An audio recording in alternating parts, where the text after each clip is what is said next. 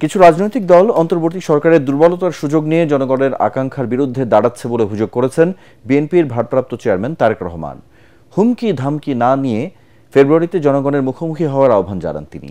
জাতীয় বিপ্লব ও সংহতি দিবসের আলোচনা সভায় ভার্চুয়ালি যুক্ত হয়ে তারেক রহমান এসব কথা বলেন। গণভোটের চেয়ে মানুষের স্বার্থ রক্ষা এখন জরুরি বলে মন্তব্য করেন তিনি। কামরুজ্জামান রাজবের রিপোর্ট। ৭ নভেম্বর জাতীয় বিপ্লব ও সংহতি দিবসের ৫০ বছর পূর্তি উপলক্ষে বিএনপির আলোচনা সভায় যোগ দেন বিএনপি ও ফ্যাসিবাদ বিরোধী আন্দোলনের সমমনা দলের শীর্ষ নেতারা। এতে বক্তারা বলেন, দিনটি ছিল আধিপত্যবাদের বিরুদ্ধে বিদ্রোহ, গণমানুষের ঐক্যের প্রতিফলন। বর্তমান প্রেক্ষিতে যা আবারও প্রয়োজন। বর্তমানে আবারও গণতন্ত্রের পথকে বাধাগ্রস্ত করতে উদ্দেশ্য প্রণোদিতভাবে অপ্রয়োজনীয় সংকট তৈরি করা হচ্ছে অভিযোগ করে জনপ্রত্যাশা পূরণে ঐক্যবদ্ধভাবে সব চক্রান্ত রুখে দেওয়ার আহ্বান জানান বিএনপি মহাসচিব। এই যে একটা সংকট তৈরি হয়েছে, অপ্রয়োজনীয় সংকট, গণতান্ত্রিক উত্তরণ যে পথ, সেই পথকে বাধাগ্রস্ত করা, বাংলাদেশে সত্যিকার অর্থে সংস্কারের জন্য যে নির্বাচন হওয়া দরকার সেই নির্বাচনকে বাধাগ্রস্ত করা। মোনালিসা হেভি ফ্লো 15 পিস প্যাকেটের সাথে 8 পিসের একটি প্যাকেট একদম ফ্রি। সভায় ভার্চুয়ালি যুক্ত হয়ে তারেক রহমান বলেন, যারা বাংলাদেশকে তাবেদার রাষ্ট্রে পরিণত করতে চেয়েছিল, সিপাহী জনতার বিদ্রোহের মধ্য দিয়ে তারা পরাজিত হয়েছিল। ভবিষ্যতে আর কেউ যেন দেশকে ফ্যাসিবাদী রাষ্ট্রে পরিণত করতে না পারে তা নিশ্চিতে প্রয়োজন জাতীয় ঐক্য। জনগণের অধিকার প্রতিষ্ঠার জন্য জনগণের সরাসরি ভোটে জনগণের কাছে জবাবদিহিমূলক সরকার প্রতিষ্ঠার ক্ষেত্র যখন প্রস্তুত হচ্ছে, আমরা খেয়াল করে দেখছি তখন কয়েকটি রাজনৈতিক দল অন্তর্বর্তীকালীন সরকারের দুর্বলতার সুযোগ নিয়ে কার্যত গণতান্ত্রিকামী জনগণের রাজনৈতিক অধিকার প্রতিষ্ঠার বিরুদ্ধেই মনে হয় অবস্থান নিচ্ছে বা নিয়েছে। অন্তর্বর্তীকালীন সরকারকে হুমকি ধমকি না দিয়ে আগামী ফেব্রুয়ারি মাসে জনগণের সেই সকল সহযোগী যারা ছিলেন, যাদের নিয়ে বিভিন্ন সন্দেহ প্রকাশ হচ্ছে, তাদেরকে লক্ষ্য রেখে সাথে আজকে যারা উপস্থিত আছেন তাদেরকে সাথে নিয়ে বলতে চাই, অন্তর্বর্তীকালীন সরকারকে হুমকি ধামকি না দিয়ে আগামী ফেব্রুয়ারি মাসে জনগণের মুখোমুখি হই আমরা, চলুন। তারেক রহমান বলেন, দেশের স্থিতিশীলতার জন্য প্রয়োজন জনগণের ভোটে নির্বাচিত সরকার। গণভোটের দাবির আড়ালে পরাজিত স্বৈরাচারকে পুনর্বাসনের সুযোগ করে দেয়া হচ্ছে কিনা সে প্রশ্ন রাখেন তারেক রহমান। বর্তমান পরিবর্তিত পরিস্থিতিতে সেই পতিত পরাজিত পলাতক স্বৈরাচার একইভাবে ফ্যাসিবাদ বিরোধী আন্দোলনে থাকা সেই দলটির ছাতার নিচে আশ্রয় নিয়েছে কিনা মনে হয় এটি আমাদের সকলের দেখার বা ভাবার সময় এসছে। গণভোটের আড়ালে পতিত পরাজিত পলাতক অপশক্তিকে রাষ্ট্র রাজনীতিতে পুনর্বাসনের সুযোগ করে দেয়া হচ্ছে কিনা। জুলাই সনদে করা অঙ্গীকার বাস্তবায়নে বিএনপি বদ্ধপরিকর, কিন্তু কোনো কিছু চাপিয়ে দেওয়ার চেষ্টা মেনে নেওয়া হবে না বলে জানান বিএনপির ভারপ্রাপ্ত চেয়ারম্যান। জুলাই সনদ বাস্তবায়ন, নির্বাচনের আগে গণভোট সহ 5 দফা দাবি না মানলে 16 নভেম্বর প্রধান উপদেষ্টার কার্যালয় এবং বাসভবন যমুনার সামনে অনির্দিষ্টকালের জন্য অবস্থান কর্মসূচি পালন করবে জামায়াত ইসলামী সহ সমমনা 8 দল। রাজধানীর মগবাজারে আলফালা মিলনায়তনে সংবাদ সম্মেলনে কথা জানানো হয়। এছাড়া 13 নভেম্বর ফ্যাসিবাদী আওয়ামী লীগের আগুন সন্ত্রাসের বিরুদ্ধে রাজপথে থাকারও ঘোষণা দেন 8 দলের নেতারা। বিস্তারিত জানাচ্ছেন ইয়াসিন রানা।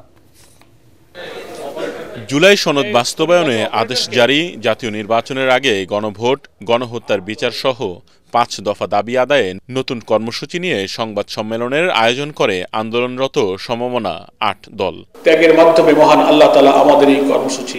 8 দলের পক্ষে কর্মসূচির ঘোষণা দিয়ে জামায়াতের নায়েবে আমির অধ্যাপক মুজিবুর রহমান বলেন, দাবি আদায়ে সারা দেশে বিক্ষোভ মিছিল করার পাশাপাশি অন্তর্বর্তী সরকারের সাথে আলোচনায় বসবেন তারা। দাবি না মানলে কঠোর কর্মসূচি দেওয়ার কথা জানান তিনি। 16 নভেম্বর রবিবার আন্দোলনরত 8 দলের শীর্ষ নেতাদের বৈঠক সকাল 11টায় অনুষ্ঠিত হবে। এর পূর্বে জনগণের 5 দফা দাবি মেনে নেওয়া না হলে প্রধান উপদেষ্টার কার্যালয় যমুনার সামনে অনির্দিষ্টকালের জন্য অবস্থানের কর্মসূচি ঘোষণা করা হবে ইনশাআল্লাহ। এ সময় সাংবাদিকদের প্রশ্নের জবাবে জামায়াতের সেক্রেটারি জেনারেল গোলাম পরোয়ার বলেন, আওয়ামী লীগের আগুন সন্ত্রাসের বিরুদ্ধে রাজপথে থাকবে ৮ দল। দেশের স্থিতিশীলতা রক্ষার জন্য আমরা মনে করি অন্যান্য রাজনৈতিক দল, বিএনপি সহ প্রত্যেকের, যারা আমরা ফ্যাসিবাদ বিরোধী আন্দোলনে ছিলাম, এটা প্রত্যেকের দায়িত্ব। এই ইস্যুতে সবাই ঐক্যবদ্ধভাবে আমরা ফ্যাসিস্ট এবং ফ্যাসিস্টদের দোসরদেরকে আমরা কখনোই রাজনীতিতে এই নাশকতার কোনো সুযোগ আমরা দেব না। নির্বাচন পেছাতে বিএনপির দোষারোপেরও জবাব দেন জামায়াতের এই নেতা। আমাদের বন্ধু কোনো রাজনৈতিক দল যদি নিজেদের রাজনৈতিক অসহায়ত্বকে লুকানোর জন্য, ওই যে কালকে আমাদের আমির সাহেব বক্তৃতায় বলেছেন যে উদর পিণ্ডি বুদুর ঘাড়ে, নিজেদের দুর্বলতা চাপিয়ে ৮ দলের কোনো দলকে দুর্বল করার কোনো যুক্তি নেই। আমরা ফেব্রুয়ারিতে নির্বাচন চাই, আর কিভাবে বললে ওনারা এটা বিশ্বাস করবেন সেই ভাষা ওনাদের বলতে হবে। গণভোট নিয়ে যারা সংবিধানের দোহাই দিচ্ছেন তাদের সংবিধান অনুযায়ী জাতীয় নির্বাচনের জন্য 2029 সাল পর্যন্ত অপেক্ষা করার কথা বলেন আন্দোলনরত ৮ দলের নেতারা। বর্তমান সরকার জনবিচ্ছিন্ন হয়ে পড়েছে। দেশে গৃহযুদ্ধ পরিস্থিতি বিরাজ করছে বলে জানিয়েছে জাতীয় নাগরিক পার্টির মুখ্য সমন্বয়ক নাসির উদ্দিন পাটোয়ারি। জামায়াতে ইসলামী সহ ৮ দলের আন্দোলনের সাথে এনসিপির সংহতি রয়েছে জানিয়ে নাসির বলেন, আওয়ামী লীগের দেশে মরণ হয়েছে, এখন একটু দুর্গন্ধ ছড়াচ্ছে। দলের দক্ষিণাঞ্চলের মুখ্য সংগঠক হাসনাত আব্দুল্লাহ বলেন, ফ্যাসিবাদ বিরোধী রাজনৈতিক ক্রিয়াশীল দলগুলোকে বাংলাদেশ প্রশ্নে এক থাকতে হবে। মনির হোসেন তপুর রিপোর্ট। ঢাকা রিপোর্টার্স ইউনিটিতে বুধবার দুপুরে আত্মপ্রকাশ করে স্বাস্থ্য পেশাজীবী ও শিক্ষার্থীদের যৌথ মঞ্চ ন্যাশনাল হেলথ অ্যালায়েন্স। এতে উপস্থিত ছিলেন এই সংগঠনের উপদেষ্টা তাসনিম জারা সহ জাতীয় নাগরিক পার্টির কেন্দ্রীয় নেতারা। এ সময় তাসনিম জারা বলেন, স্বাস্থ্য যেন ক্ষমতার কাছে কুক্ষিগত না থাকে তা নিশ্চিত করতে হবে। বর্তমান সরকার নিজেদের জনবিচ্ছিন্ন হিসেবে প্রতিষ্ঠা করেছে উল্লেখ করে এনসিপির মুখ্য সমন্বয়ক নাসির উদ্দিন পাটোয়ারি জানান, সাম্প্রতিক সময়ে বিএনপি নেতা মির্জা ফখরুল ইসলাম আলমগীরের বক্তব্য প্রমাণ করে গত 1 বছরে বিএনপি মামলা বাণিজ্য করেছে। নিজেদের ইগো না দেখিয়ে বাংলাদেশের মানুষের বিরুদ্ধে না দাঁড়িয়ে আমরা তাদেরকে আহ্বান জানাবো, আপনারা সংস্কারের পক্ষে আসুন। সংস্কার প্রক্রিয়া কিভাবে বাস্তবায়ন করা যায় সেই ক্ষেত্রে আপনারা নিজেদের ভূমিকা পালন করুন। বর্তমান সরকার গত 1 বছরে একটি জনবিচ্ছিন্ন সরকার হিসেবে নিজেদের প্রতিষ্ঠা করেছে। বিএনপি গত 1 বছরে যে মামলা বাণিজ্য করেছে সেগুলোর স্বীকৃতি মির্জা ফখরুল দিলেন, তাদেরকে জায়েজ করে নিলেন। বিএনপির যদি 1 বছরে সফলতা বলেন, তাদের 2টা সফলতা, একটা হলো চাঁদাবাজি আর একটা হলো মামলাবাজি। এই 2টা ছাড়া তাদের কপালে আর কোনো সফলতা নাই। তো এই 2টা নিয়ে তারা জনগণের সামনে যায় ভোট চাবে। এছাড়া জামায়াতে ইসলামী সহ 8 দলের আন্দোলনের সাথে সংহতি প্রকাশ করে একসাথে রাজপথে থাকার আশ্বাসও জানান নাসির উদ্দিন পাটোয়ারি। এ সময় দলের দক্ষিণাঞ্চলের মুখ্য সংগঠক হাসনাত আব্দুল্লাহ জানান, সার্বভৌমত্ব ও ফ্যাসিবাদের বিরুদ্ধে ঐক্যবদ্ধ থাকতে হবে। কালকে যদি আওয়ামী লীগ নামে, আওয়ামী লীগকে ঠেকানোর জন্য আওয়ামী লীগের সন্ত্রাসের বিরুদ্ধে এনসিপির এক হাসনাত আব্দুল্লাহ বাংলাদেশে যথেষ্ট। এটা নিয়ে আমরা কোনো টেনশন নেই। আওয়ামী লীগের বাংলাদেশে মরণ হয়ে গিয়েছে, এখন কিছু দুর্গন্ধ ছড়াচ্ছে, দেশবাসী এটা নিয়ে কোনো আতঙ্কিত হওয়ার কোনো কিছু নেই। কোনো কিছুই অরাজনৈতিক নয়, আবার স্বাস্থ্যসহ সব খাতেই রাজনীতি চলে আসে বলেও জানান হাসনাত আব্দুল্লাহ।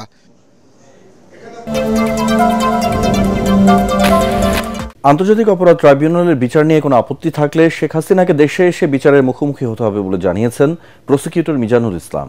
দুপুরে গণমাধ্যমকে তিনি বলেন, সাবেক প্রধানমন্ত্রী শেখ হাসিনার মামলার রায়ের দিন নির্ধারণ নিয়ে কোনো চাপ অনুভব করছে না প্রসিকিউশন। এদিন মতিঝিলের শাপলা চত্বরে হেফাজতে ইসলামের সমাবেশে হত্যা, নির্যাতন সহ মানবতা বিরোধী অপরাধে শেখ হাসিনা, জিয়াউল আহসান সহ আসামিদের বিরুদ্ধে তদন্ত প্রতিবেদন 12 জানুয়ারি দাখিল করার নির্দেশ দিয়েছেন আন্তর্জাতিক অপরাধ ট্রাইব্যুনাল 1। একই ট্রাইব্যুনাল চট্টগ্রামে ছাত্রদল নেতা ওয়াসিম সহ 11 জন হত্যার ঘটনায় সাবেক সংসদ সদস্য ABM ফজলে করিম চৌধুরী সহ আসামিদের বিরুদ্ধে তদন্ত প্রতিবেদন 12 জানুয়ারি দাখিলের নির্দেশ দেন। এছাড়া এদিন ট্রাইব্যুনাল 2-এ রংপুরের শিক্ষার্থী আবু সাইদ হত্যা মামলার 12তম দিনের সাক্ষ্য দেন 2 জন পুলিশ সদস্য।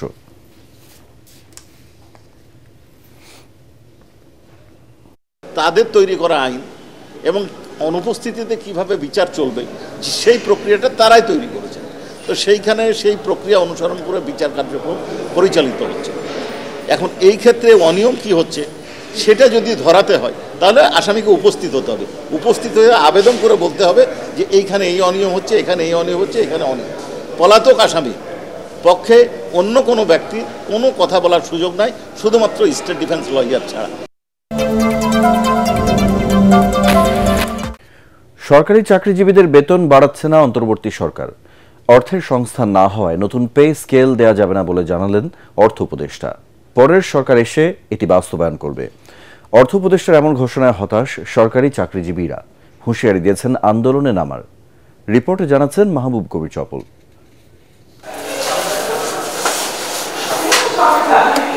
এখন দরকারি অনেক জিনিস কিনতে পারছেন না সরকারি চাকরিজীবীরা, কুলাচ্ছে না বেতনে।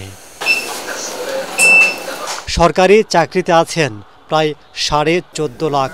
2015 সালের পর আর তাদের বেতন বাড়েনি। আশার আলো হয়ে দেখা দিয়েছিল নতুন পে কমিশন গঠন, তারা কাজও করছেন।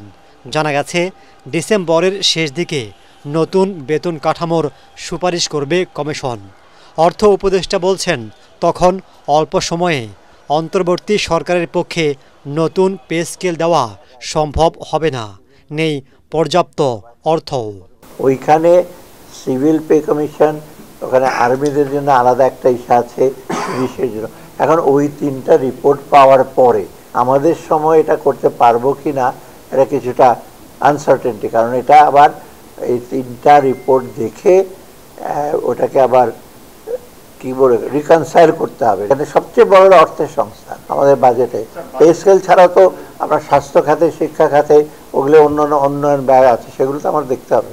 1973 সাল থেকে 2015 সাল পর্যন্ত গড়ে 5 বছর পর পর নতুন পে স্কেল দিয়ে এসেছে বিগত সরকারগুলো, কিন্তু সবশেষ 10 বছরেও বেতন বাড়েনি। এতে জীবন চালাতে হিমশিম খেতে হচ্ছে সরকারি চাকরিজীবীদের। 2015 সালে যে পে স্কেলে যে বেতনটা পাচ্ছি, এটা দিয়ে আসলে সবকিছু ম্যানেজ করা আমাদের জন্য একটু কষ্টদায়ক হয়ে পড়ে আর কি। অবশ্যই খুশি হয়েছিলাম যার যার জায়গা থেকে। এখন আবার শুনতেছি যে হয়তো মানে খারাপ কি বলে নেগেটিভ কিছু হতে পারে, এটা শুনে তো আবার হতাশাগ্রস্ত হয়ে গেছি আমরা। 8 বছর অপেক্ষা করতে পেরেছি, এখন আমাদের এই 12 মাসে আমরা একটা চেষ্টা করছি, আমরা করবো, এতে একটা ক্ষোভের সৃষ্টি। আমি মনে হয়তো এটা একটু ধৈর্য ধরতে হবে, মনে তাদের ধন্যবাদ দেওয়া উচিত যে আমরা চেষ্টা করছি, একটা ফ্রেমওয়ার্ক দিয়ে যাব, এবং রিপোর্টটা যদি আসে তখন আগামী সরকার যে সেটা যে খুব মানে সিরিয়াসলি নেবে না আমার মনে হয়, ওরা সিরিয়াসলি নিতে হবে। নির্বাচনের আগে বেতন না বাড়ালে কঠোর আন্দোলনে নামার প্রস্তুতি নিচ্ছেন সরকারি চাকরিজীবীরা। আমরা আসলে চেয়েছিলাম যে এই বর্তমান সরকার দিতে পারুক বা না পারুক, অন্তত একটা অধ্যাদেশ জারি করে দিয়ে যদি আমাদের জন্য জারি করে দেওয়া যায়, তাহলে পরবর্তী সরকার যে আসুক অন্তত এই অধ্যাদেশে অনুসরণ করবে। আর যদি আমাদের জন্য কোনো কিছু করে নেওয়া যায় বা একটা অনিশ্চয়তা রেখে যায়, এখানে সব কর্মচারী আছে, সবাই ঐক্যবদ্ধভাবে এবং সারা বাংলাদেশের কর্মচারীদেরকে ঐক্যবদ্ধ করে একটা বৃহত্তর একটা আন্দোলনের দিকে যাবে। ভোটের আগে বিশৃঙ্খলা ঠেকাতে বিষয়টির সমাধানের দাবি জানাচ্ছেন তারা।